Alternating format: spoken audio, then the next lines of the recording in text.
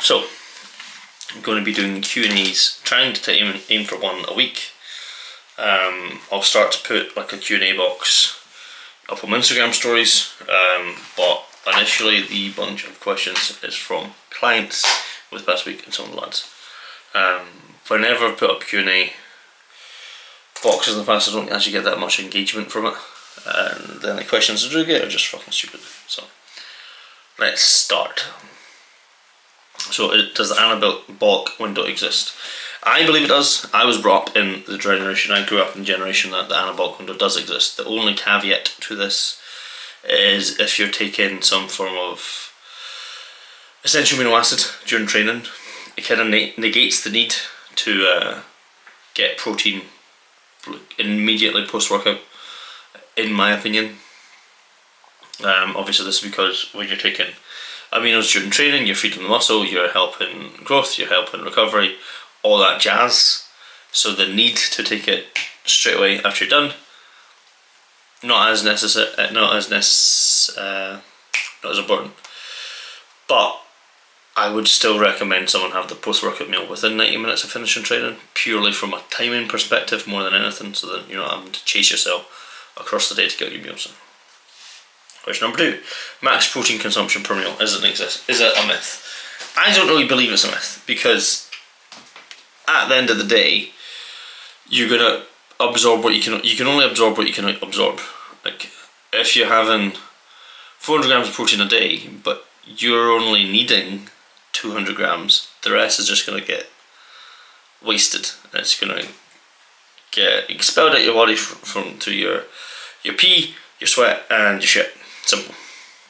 We know our bodies do not store protein.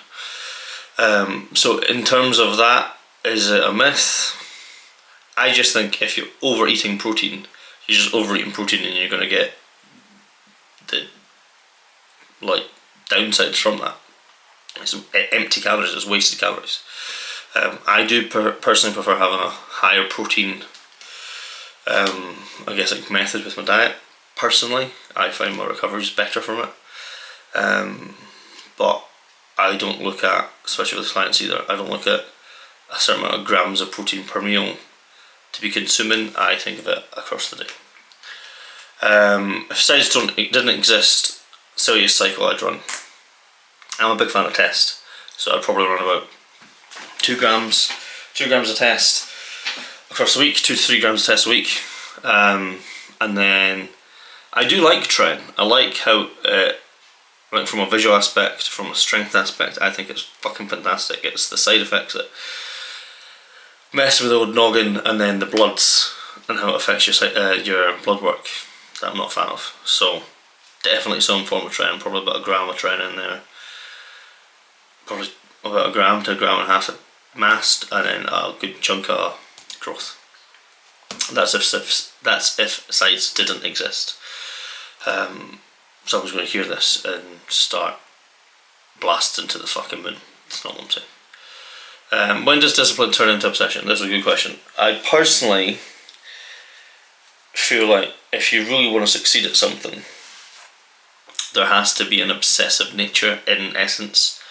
I remember when I was younger, when I first got into training and bodybuilding, from when I was like 16 to maybe 23. I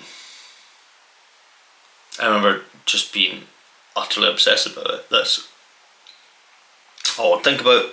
So my Instagram feed would be, it's the only thing media I would take in would be bodybuilding stuff, YouTube, Instagram, all of that. Whereas now, I still take in a good chunk information regarding bodybuilding, but I've got far more other interests I kind of dabble into. So I do think initially you need to be obsessed with certain endeavours, whether it be running your own business, a sport, or whatever, like bodybuilding, whatever it may be. You're going to be disciplined, but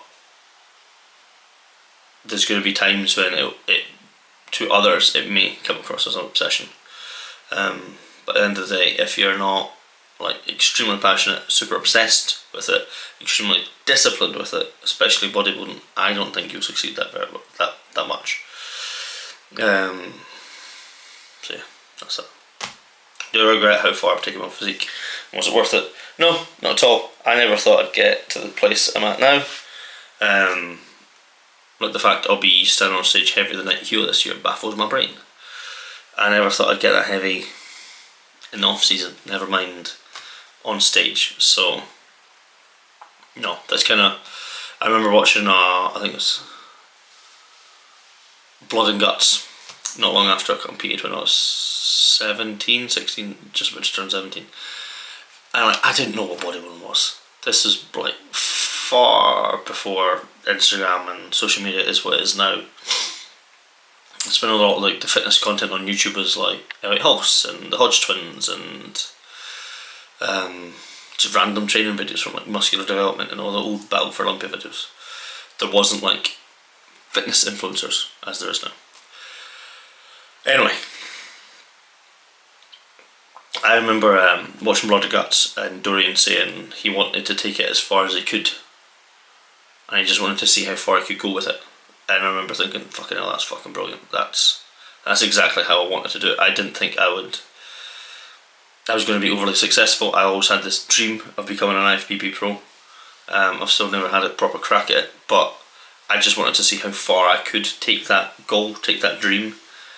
And once I felt like I've hit like my precipice, then I'd tap it. Then I'd be like, done, I've done my bit, time to go live the rest of my life. Next one supplement that's overrated, one that isn't. I think one supplement that's underrated is, I wouldn't even say it's underrated because so many people know about it, is creatine, but a lot of the younger people getting into bodybuilding and the fitness industry, I think, forget that creatine is one of the most studied sports supplements in the world. Like, it's in fucking hair shampoo. So I always find it comical when people are like, oh, should I be using creatine? I'm like, why the fuck are you not using creatine? It's a better question. The studies are fucking endless as to why you should be taking creatine. And then in terms of dosing as well, they're doing all these new studies and looking into like higher dosing things. Like I've been running creatine about 20 grams now for the past October, September time. I use HR Labs Basic in my intro, and then so I take 2 scoops of that. Each scoop has 5 grams, and then I take 10 grams of creatine in the morning with my Hydromax. And then in terms of an overrated supplement, there's a caveat to this. I don't think the supplement is overrated. I feel that the amount it's used by people is overrated, and that's things like ashwagandha, curcumin, and like sleep sups. Cause I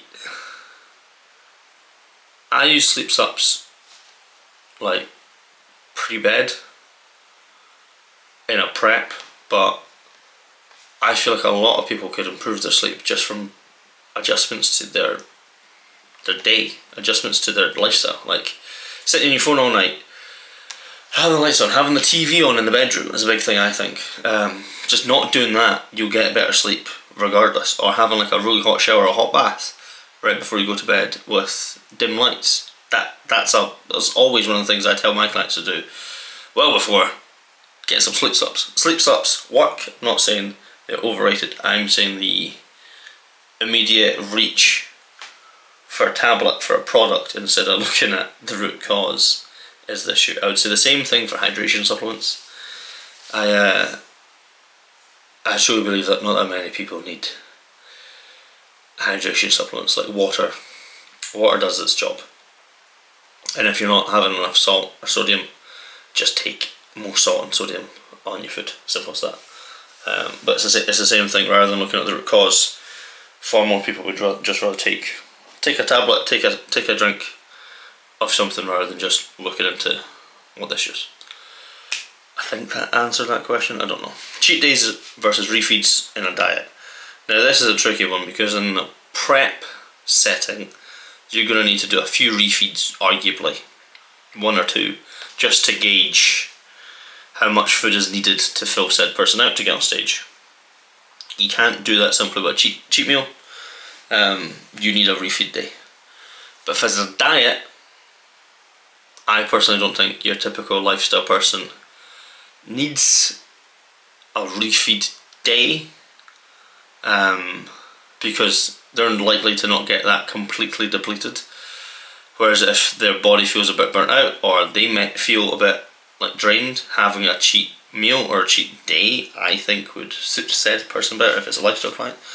Purely because you're getting the mental break more than the additional calories. I think both work well intrinsically. Like with my guys last year that I had prepping in the past 2 years, actually, when I've had them do a refeed day, there's some form of dirty meal at the end of the day. So it's usually like a Five Guys or a McDonald's or whatever they're wanting, or whatever they've been doing, say at the start of prep when they're like 18 weeks out and cheat meals are still in. I'll have them do again later on, but that'll be the last meal and I'll just account for that. Often Five Guys is really easy because if you're competing and you're away, Five Guys is Five Guys, it's standardised. If I get a Five Guys from Livingston down the road and then I'm competing in London, if I get Five Guys burgers, it's Five Guys burger. It's the same reason why I'd tell someone to go get McDonald's. You can't really do the same when you get like a pizza from the local pizza place. I do think, I don't think it's a matter of you should do one or the other. I think it's a blend of the two is better. Fasting compatible with bodybuilding? I believe so. If you asked me 10 years ago, I would have said no, you're being a bitch. But now, 10 years further into bodybuilding, 10 years of strain and dealing with somewhat digestive issues, I would say it's extremely beneficial. On my rest days, I fast, so I'll get up. As normally do anywhere between 6 and 7. But on a rest day, I tend not to have my first meal until usually about 11 to 12. So I'm aiming for like a 6-hour fast, but I'm also going just protein fats for my first 2 meals as well on rest days. Like a Sunday today, I've just had my breakfast like an hour ago, and that'd be what? 12? No, 1. But I was up at 7. Whereas on a training day, as soon as I'm up and showered and done cardio, I'm having my breakfast straight away. So like yesterday, before training back, I had breakfast within like 40 minutes of waking up. I do think having that break and giving your GI and your gut a break from constantly just pounding food in is so beneficial. I'm going to try to wrap this up quick because I'm saying that 30 minutes. Do people train too hard or too soft? Too soft. Wait, too soft. I think this kind of answers the next question as well. One fitness trend actively ruining bodybuilding or negative for bodybuilding culture is like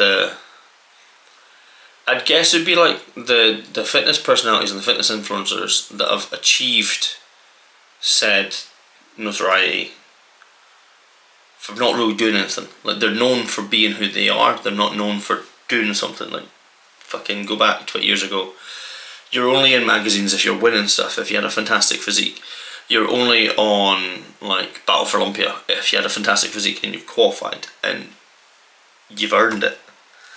Whereas there's so many fitness influencers, millions of followers, making ridiculous money, but they've not got like a show ready physique. They've not gotten all the way down and pulled their body fat right down, got like truly shredded, and they've also not went the other way where they've completely blown themselves out and gotten probably a bit too fat and done that off season. Those people, when you watch them train, they do not train nowhere near as hard as a competitive bodybuilder. As an amateur competitive bodybuilder, they aren't like proper gunning for it. So I feel that's where the softening of people getting into bodybuilding is coming from. Is a lot of people are watching these people, watching these influencers on YouTube, TikTok, social media, whatever it is, and they're not doing those hard sets. They're not trying to actively fuck themselves up. They're just in, doing a bit, and happy to look half decent. It's not that hard. I think that's why people train so soft, and that is the thing that probably grinds my gears that much. Is just the softening of bodybuilding. It used to be about like blood and guts and getting after it and being like blue collared and really working your arse off, whereas now it's not, frankly. Anyway, let me know what you think about the video. Comment down below any questions, and then watch my Instagram stories for next Friday. I'll put up and I'll do the Q&A on the Saturday morning.